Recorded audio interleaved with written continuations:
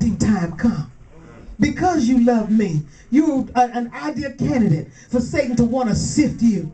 Because you care for me. We just sung the song, because I love you. That's why I love you. Because you love me, that's why I love you. But he wants to sift you. He wants to sift your marriages. He wants to sift your children. He wants to sift your minds. But Jesus says, I've already prayed. When did Jesus pray this prayer?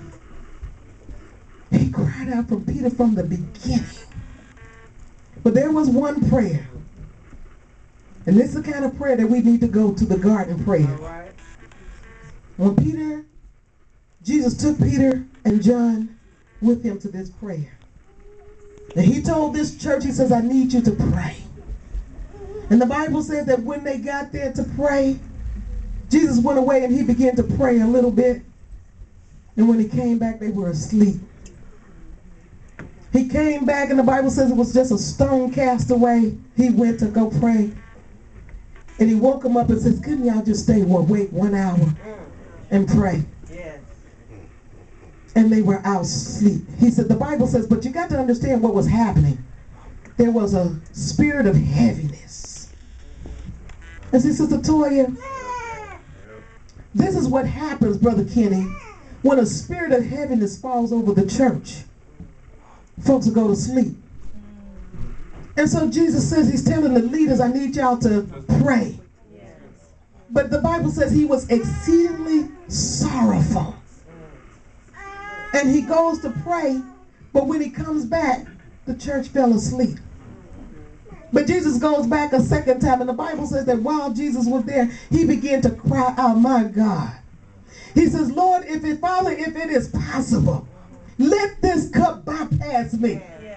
He says, if it's any way that I can get around this moment, if it's any way I can get around this trial, if there's any way I can get around this situation, if there's any way I can get out of this without having to pray, let it pass me. But the Bible says that Jesus, after coming and he's seeing the situation that the church was in, that the church was asleep, he came back and he said, Father, nevertheless, not my will, but let your will be done. Because if I don't go through this, the church is going to go to sleep. If I don't go through this, the church will die without its deliverance. If I don't go through this tribulation, if I don't go through this trial, if I don't give my life, they will die without a shepherd. So Jesus says, nevertheless, let it happen to be. Let it take place. I surrender myself. You know, that at this particular time, Jesus no longer wanted to be a servant. He says, can I skip this level? Can I skip this process? I rather, is there any other way I can do this or deliver them or redeem them without this portion? But when he saw that church asleep, if I don't go through this,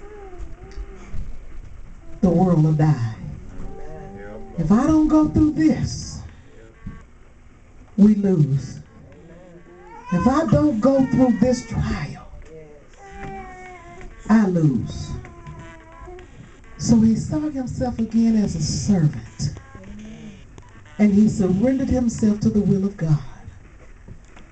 Our marriages are in jeopardy and in trouble because we don't want to go through what it takes to make them work.